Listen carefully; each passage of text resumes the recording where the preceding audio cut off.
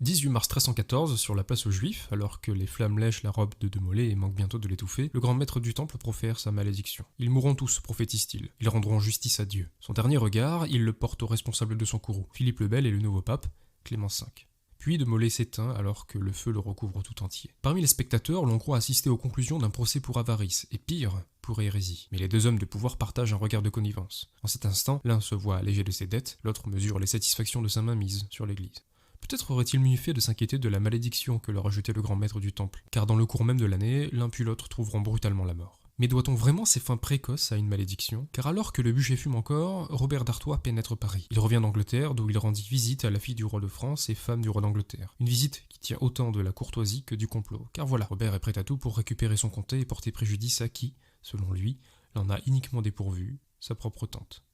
Dans les rois maudits, nous entrons dans le secret des familles qui font les royaumes et sur les épaules desquelles dépendent le destin de leurs sujets.